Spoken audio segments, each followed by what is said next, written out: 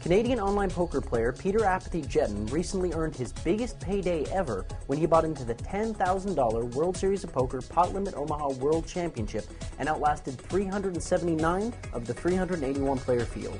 His runner-up finish to Marty Smith was surely disappointing, but it's hard to be too disappointed when cashing out for almost $530,000. We've got Peter here to talk to him about that final table and how he got there. And hell, we'll throw in some PLO strategy too. We could all use a bit of that. All right, well, thanks a lot for being here today with us, Peter. Yeah, no problem. So, obviously the biggest news for you lately is your really big finish in the PLO World Championship. So, what were you doing in that tournament to have it go so well for you? I mean, I'm not either sure exactly what it was. That's actually my first live PLO tournament ever. You know, obviously a pretty good result, but all the no limit hold'em events went pretty bad for me this World Series, and then the one PLO tournament I played, the only non-hold'em event I played, actually, I ended up coming second in. So it was just very exciting. Well, and PLO is actually third on your list of the 4 important games in poker now too. So it's the third most important thing, and yet you did the best in it. What do you play PLO cash games, or like how did you bone up on PLO in the first place? Yeah, I've just started getting into PLO like because of some of my friends that have had a lot of success in it fairly recently. So a few months ago, maybe like 4 or 5 months, I've been playing PLO for it, sort of just playing a bunch. And then when I was traveling with people in Europe, I traveled with a couple of people who are pretty good PLO players, like Brian Powell, and some other people like that. Just talking to people, and watching people play. And the same way I learned no limit hold'em, basically. That's how I learned PLO. Okay. Well, and obviously it was one of the bigger stacked events that you could play in the World Series. You started with 20,000 in chips. What was your strategy in the early stages of this PLO tournament? Actually, the 10K PLO is a little bit different than some of the big events. You get 20,000 chips, but you get 10,000 chips and then like a rebuy chip that's worth 10,000 that you can redeem at any time. So up to the first 3 hours of the tournament. So obviously, I wanted to keep that chip. Ideally, not have to use it, obviously, but if worse comes to worse, have it in reserve, sort of. Some people wanted to buy right away to play deeper, but I didn't think that was the best strategy in the tournament. And actually, the very, very first hand I played the whole tournament, I doubled up through Barry Greenstein. The first hand both of us played, so he still had his rebuy chip, so I didn't get my book. But yeah, so it was a great start to the tournament for me, and I never had to use it until the end of the 3 hours, and had a huge stack pretty much the whole way through the tournament. So most of the people that I talk to, though, when you're talking about like rebuy tournaments or anything like that, they usually say do your double rebuy right away and do your add-on usually no matter what. So what's the strategy behind not doing it? It's not a rebuy tournament. But you still get more chips if you use the chip. Right. So since you can't keep rebuying, you have your extra chip, but you can't keep rebuying. So if you could keep rebuying, yeah, then I would advise double, putting everything on, putting that chip on right away, because then if you go broke, you can still buy back into the tournament. But since your tournament life is so important, you want to save that extra chip for as long as you can in case you go broke early. In case you get unlucky early on, it's basically okay. Well, especially in such a high variance game like PLO, even with 100 big blinds, you're still going to get it in a lot. So it's not worth as much to possibly quadruple up at the beginning, so much as limiting your chances of going bust. Right. Basically. You'd have to be at a really good table for it to be worth it to buy the extra 10. Well, and as far as the final table is concerned, can you kind of give us a rundown of the final table? Who were your worst opponents, who was just getting at you, and who were you able to exploit really well? Well, I thought that there were only a few people really who were going to put themselves into a position to win that tournament. I thought Mizrachi was going to, and Keto was definitely going to try and win the tournament. And the guy that won, I thought, played fairly well. He played a lot looser, at least, than everyone else was. A lot of the other people, like the Croc and a few of the other guys, were just playing so tight that I didn't think that they could win that tournament very often, even though they had more chips than me. They were, even when it got shorter, they were still just waiting for aces and kings the whole time, basically. Okay. And as far as playing tight in PLO, for people that are more hold'em oriented, what exactly does playing tight in PLO entail? Well, basically they would occasionally limp behind people if they could get in very cheap in position with some some good hands. But other than that, they would basically try and find spots where they could get their whole stack in before the flop with the best hand. And situations like that will come up a lot more often in PLO. You can actually sit there and wait for aces and kings sometimes, and that's how a lot of these people made the final table. But you're going to be able to beat somebody like that pretty easily, because you can take a lot of flops where you put in even a lot of your chips because you know what they have all the time, and it's a lot harder to outflop people in PLO than no limit hold'em. Well, and isn't it the case that aces and kings just are a lot worse in value than they are in hold'em in PLO, or is that not the case? Yeah, like, when you get it in with aces, a lot of the time you're like 65%-ish. Like if you get it in good, like against another pair, and like if you get it in against some lower wraps, you're even less than that sometimes. So, so I think that that's another mistake, kind of, that people are sitting around waiting for these spots, and then they get them, and they're going to get bad beat a lot more than they think maybe. Okay. And these same guys that were playing really tight, were they playing tight post flop as well? Were they basically only playing once they hit the flop if they had the nuts or a really strong draw, or were they a little bit looser? Everybody was playing a little bit different, but deep in that tournament, it was basically like, they were. I did see some pretty bad folds that where people were like repotting aces, getting in like almost half their chips, and then finding a fold somewhere on the flop or the turn or something, where like the board might come out a little scary, but you have so much of your stack in that they would still kind of play tight in those spots sometimes. But. Okay. What is the biggest asset for a PLO player? Like, what's the key element that can make someone successful at PLO, in your opinion?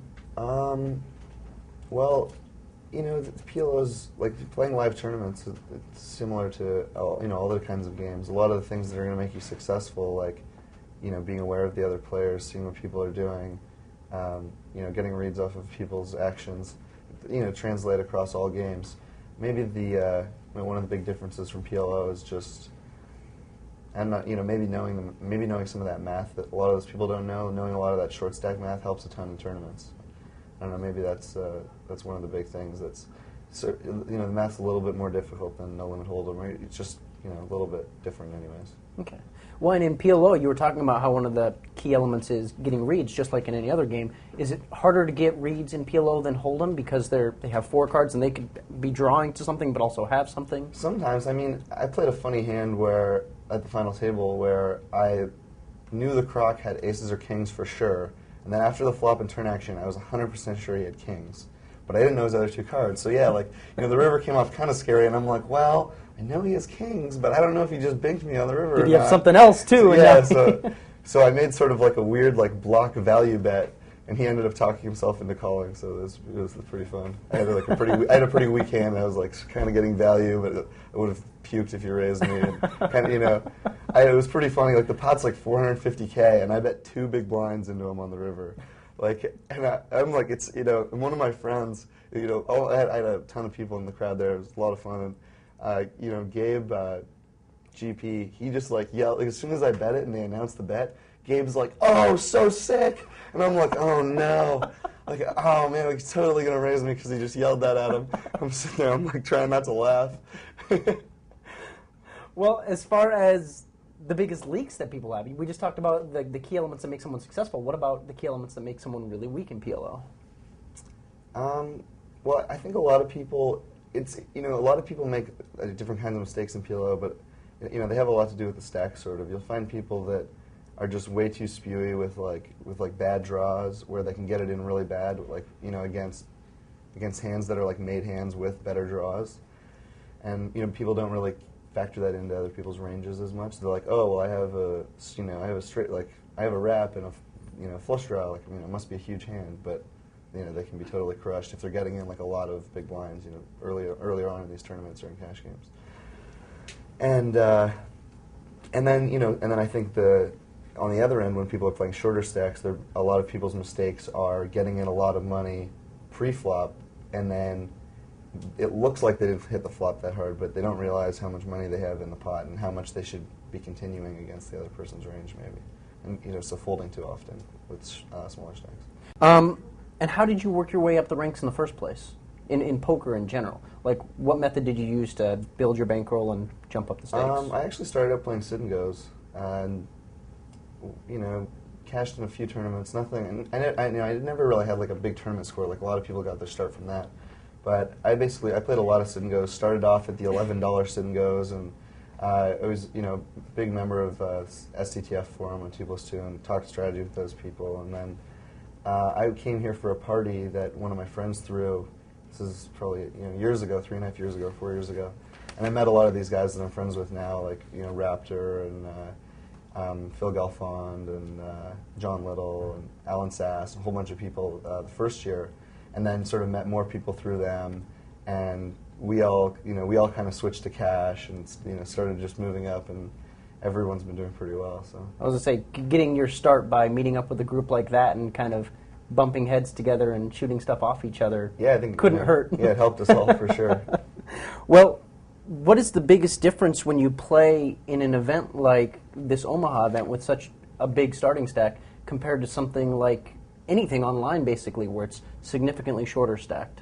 Like, how do you go about playing it? Well, I was deep for a little while, but it was still playing like, you're usually not playing more than 100 big blinds for a level or two. So it was fairly similar to the stacks online, but the games do play a lot different. First of all, I don't usually play full ring when I play PLO online. Usually I play 6 max or heads up or something. So there's a lot of adjustments for that. Plus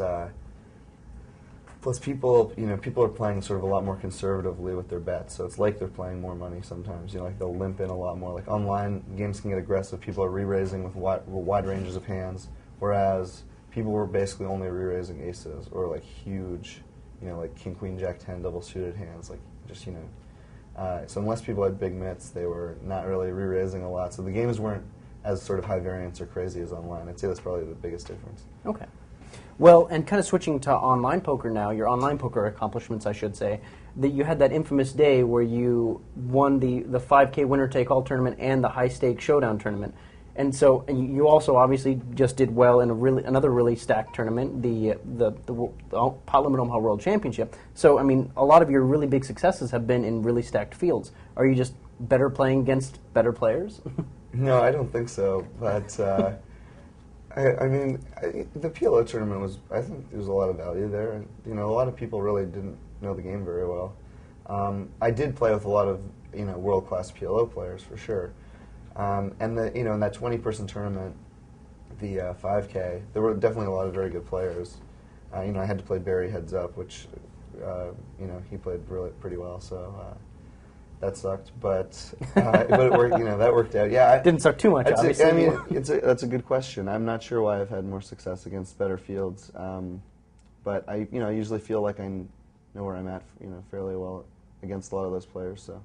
I was going to say, the argument that a lot of people make is that they would sometimes rather play against stacked fields, per se, just because they kind of feel like they have an inside track on how they're going to play a hand more often. Do you think there's any validity to that? No, not really. I mean, I can usually manipulate other players much better than, worse players better than better players. I would always rather play a worse player in every circumstance and for anything to do with poker. Okay. Well, the final question that I have for you is, what's the craziest prop bet that you've ever made? The craziest for sure is still a few years ago in the Bahamas with me and Tom Dewan and John Little, a couple other people, and we paid a guy $5,000 to jump into the shark tank at the Bahamas, at night when the security wasn't around. There's like maybe 20 sharks in the shark tank or something. And the guy, it was like 18 feet deep, and he had to jump in and touch the bottom and like come back out. We never thought he was going to do it, obviously. No kidding. That was pretty exciting. I mean, like $5,000 between the group of you isn't even that bad to have him do that. Yeah, it was totally worth it. And it'd be completely worth it if he got eaten alive. I mean, you have a story to tell, right? Oh man, yeah. Obviously, in hindsight, maybe it wasn't the greatest idea, but I don't know. We didn't think anything would happen. You didn't think he would actually do it in the first place. We didn't think he would actually do it either. That's true. Yeah. Okay. Well, I really appreciate you doing this interview with us. Thanks a lot. And thank you guys for watching The Online Zone on Card Player TV.